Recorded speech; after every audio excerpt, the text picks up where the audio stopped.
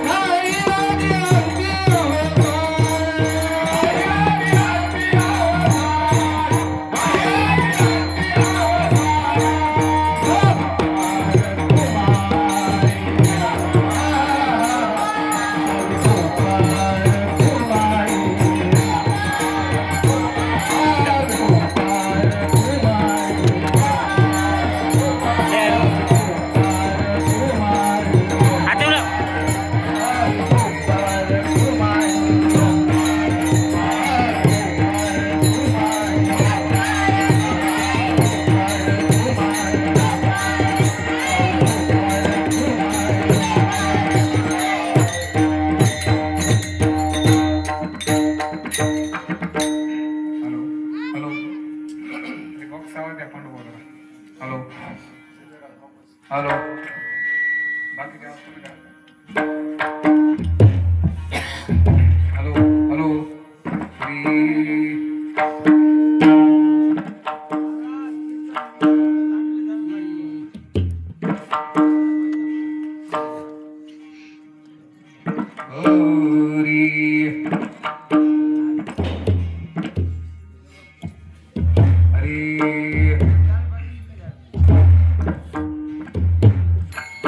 आपुला तो एक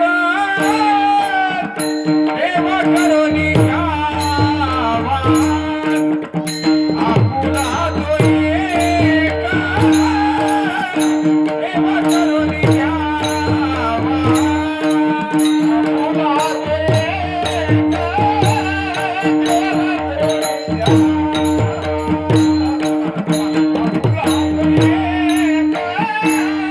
देव करुणी घ्यावा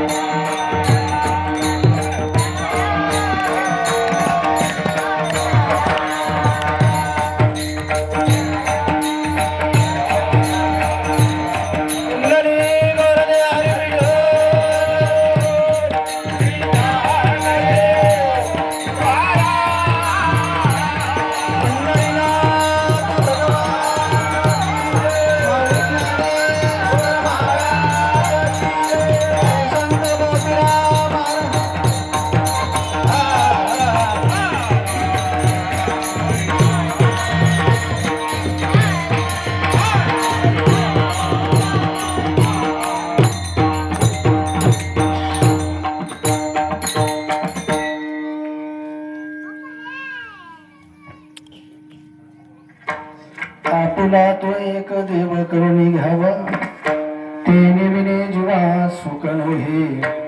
येरते माईक दुःखाची जनते, नाही आद्यांती अवसान.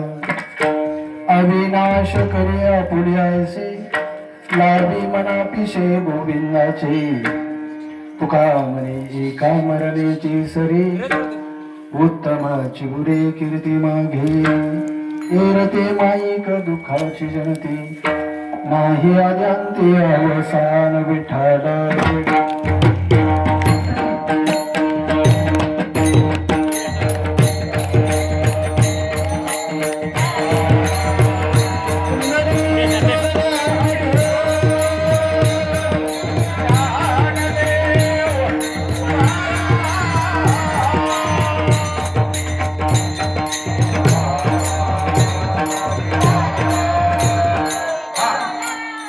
महायोग पीडे तटे भीमरथम, वरं पुंडरीकाय दातु मुनीन्द्रिः.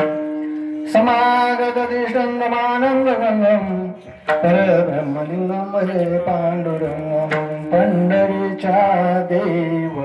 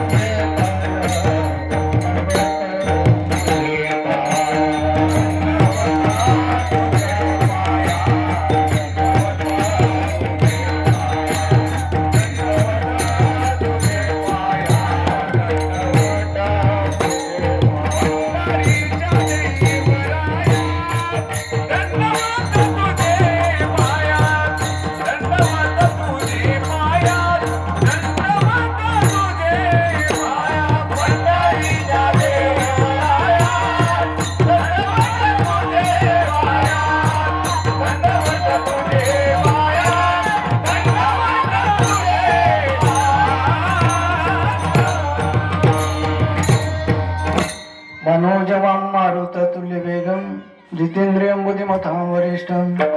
वातात्मजं नरयूतमुख्यं, श्रीरामदूतं शरणं प्रपद्ये. नमो ज्ञानेश्वरा, करुणाकरा दयाळा.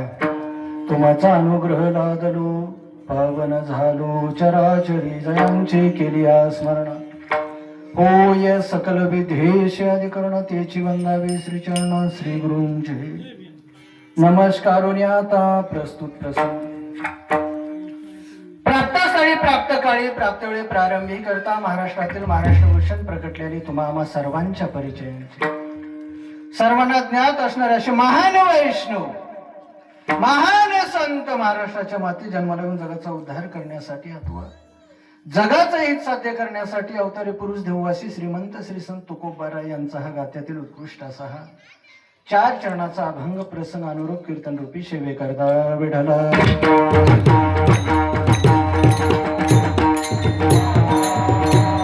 अभंगाचा भावार्थ पाहण्यापूर्वी थोडासा परिहार म्हणून सज्जन माय बापू, किम कारण सर्वांना ज्ञात आहे. मौजे लिंबेवाडी या पवित्र स्थळी किंवा लिंबेवाडी तांडा या पवित्र स्थळी जनाबाईच्या या परिसरामध्ये साधू संतांच्या पदस्पर्शाने पावन झालेली ही तांडाभूमी. किम कारण सर्वांना ज्ञात आहे. एक दिवसीय अन्नदान नामचिंतनाचा योग वैकुंठवाशी आमच्या आईसाहेब मनकाबाई रामा चव्हाण यांचं वृद्धापकाळाने किंवा काही कारणास्तव देह अवसान झालं आणि त्या निमित्ताने हे आज गोड जेवण आहे. विठ्ठल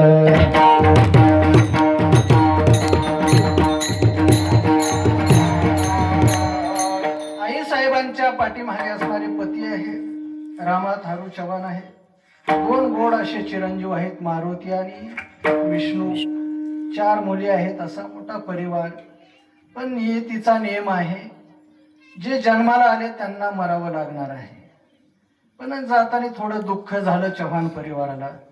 त्या दुःखामध्ये आम्ही सर्व वारकरी संप्रदाय, महाराज मंडळी, आमचे गायनाचार्य मंडळी, मृदंगाचार्य सर्व आम्ही सहभागी आहोत. आजचं प्रासंगिक कीर्तन आहे. तसं जर पाहिलं तर दुःखाचं कीर्तन आहे. आज कुणाला आनंद वाटणार आहे. आज आई गेली त्याचा दुःख लेकरांना आहे, मुलींना आहे, मुलांना आहे. आज आमचं एक चाक गळून पडलं याचं दुःख पतीला आहे. आयुष्यभर साथ दिली आणि यदा कदाचित जर चाक गळून पडलं गाडा पुढं चालत नसतो. तसं आज आमच्या रामाबाबांच्या जीवनामध्ये झालेलं आहे. जावं तर लागतं प्रत्येकाला, पण योगा असा आहे महाराज, आयु मरण आलं. हे अनंत जन्माची पुण्याई असते, कुणालाही मरण आयु येत नसते. तसं जर प्रसंग पाहिला, शिवलीला अमृतामध्ये कथा आलेली आहे. गोड कथा आहे, पण मी वेळ घालणार नाही, सांगत बसणार नाही.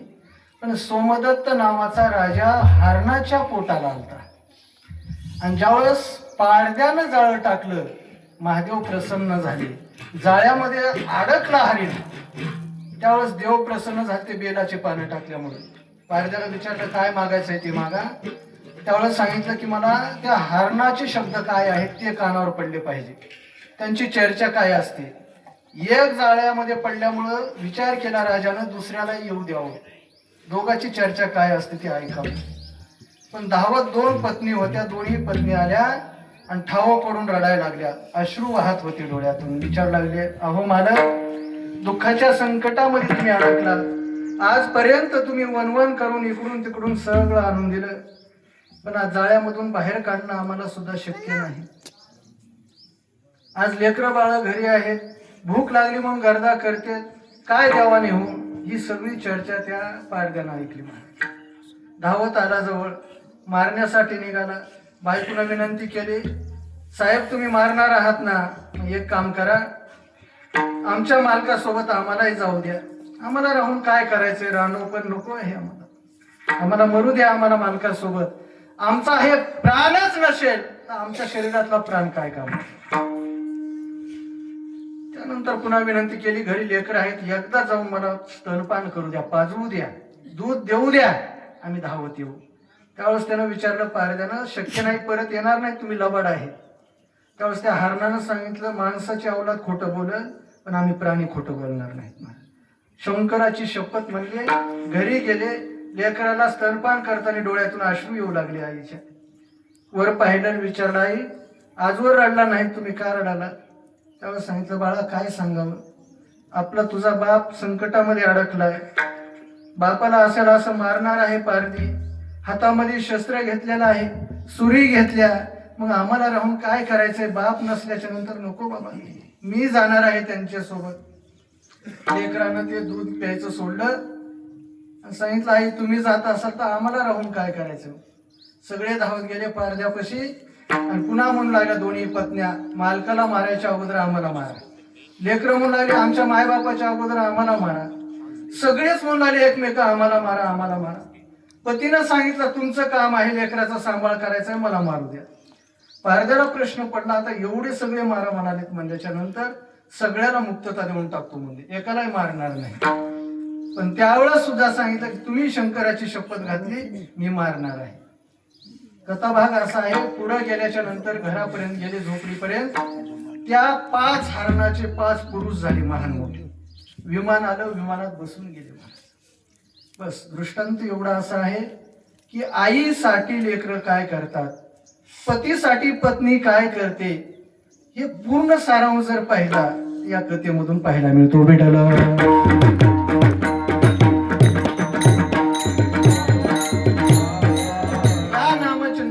उपस्थित असणारे गायनाचार्य मंडळी, आदरणीय, आपल्या भागाचं भूषण आहे महाराज नारायणजी महाराज आरबुजवाडीकर.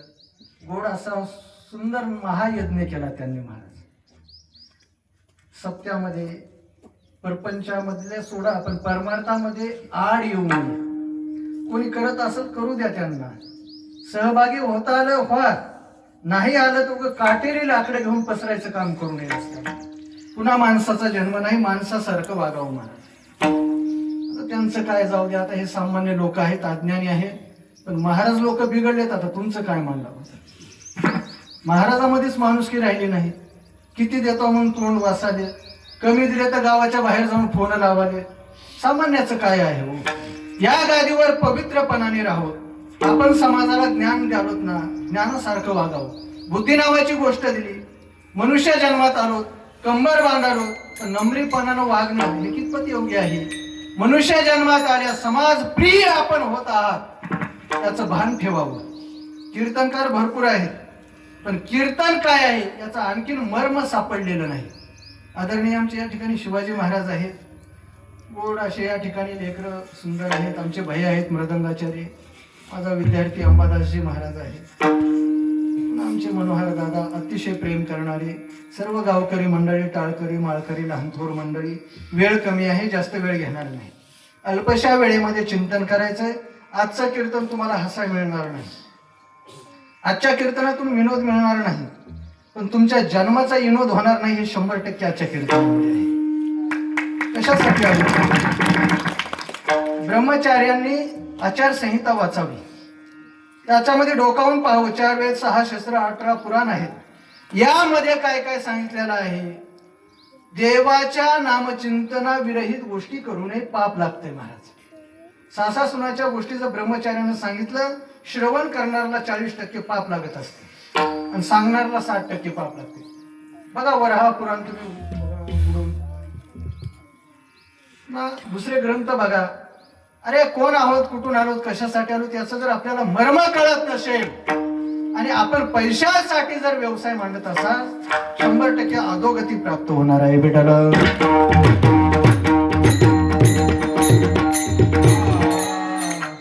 आमच्या बाबांची इच्छा होती गुरुवरे सुपेकर बाबा यावेत म्हणून, पण काही नियम आहेत त्यांचे, पण ते जरी नाही आले तर त्यांची उणीव भरून काढाय त्यांचा शिष्य आलेला आहे. 100% मी सेवा करणार आणि सेवेचा मेवा मिळणार आहे. थोडस अभंगाकडे वळू आपण. काय म्हणतात तुकोबारा या अभंगामध्ये? आपुला तो एक देव करून घ्यावा. या सृष्टीमध्ये जितके आपण मनुष्य जन्मात आलो, अशा प्रत्येकाला एक महत्वाची सूचना आहे. काय म्हणून आहे? आपुला तो एक देव करून. गडे हो, माणसाच्या जन्मात आला तुम्ही देवाला आपलंसं करा. म्हणजे तत्पूर्वी देवाला आपलंसं करण्या अगोदर हे किम कारण कार्यक्रम आहे, गोड जेवण आहे. का करावं लागतंय? बऱ्याच जणांच्या मनामध्ये शंका आहेत. महाराज, माणूस तर मरून गेला, संपलं ना आता, मग याच्या नंतर मेल्यानंतर हा विधी का करावा लागतो? गरज काय आहे? त्याचं कारण असं आहे, जर आपण गरुड पुराण उकलून पाहिलं तर त्यामध्ये 28 प्रकारचे नरक सांगितलेले आहेत. त्या नरकामध्ये 21 नंबरचा एक नरक आहे, पूत नावाचा नरक. पूत म्हणजे ज्यांच्या पाश्चात मरण पावल्याच्या नंतर वारसदार जे आहेत, आई वडिलांच्या वारसदार मुलं आहेत, मुली आहेत, त्यांच्या हातून आपण हा देह अवसान झाल्याच्या नंतर आपल्या नावानं विधी कार्य करावे लागतात.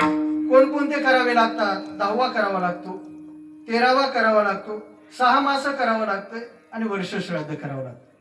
4 विधी अनिवार्य आहेत. मासिक विधी सुद्धा करावा लागतो. पण या ठिकाणी जर 4 विधी केले, महत् पुण्यम आपल्या प्रारब्धामध्ये जमा होते. आपण म्हणतो ना, महाराज आम्ही एवढं चांगलं वागालो, घराघरामध्ये किरकिरी आहेत, बघा कसं होऊन येणं झालंय. मग आपण जनतेकडे जातो, देवबापाला विचारतो. देवबाप्पा सांगतात, तुम्ही तुमच्या आईच्या नावानं काही कार्य केलेलं आहे का? पुण्यतिथी केली का? पितृपक्ष घातला का? आकितीचा महिना येतो, ते काही केलं का? जेवण त्यांच्या नावानं अन्नदान केलं का? 4 पात्र उठवले का? येऊन जाऊन महाराज तेवढंच राहिले. मग त्याच्यामुळे घरामध्ये अवदशा येत असते. म्हणून आईच्या नावाने हे आजचं जे अन्नदान केलेलं आहे, आजचं जे नामचिंतन आहे, हे त्यांना सद्गती प्राप्ती व्हावी, पुन्हा त्यांना पुढच्या येवणीमध्ये चांगला जन्म मिळावा. आजचं केलेलं हे पुण्य, आजचं केलेलं दानधर्म त्यांच्या नावानं जमवते. काय करावं लागतंय आज महाराज?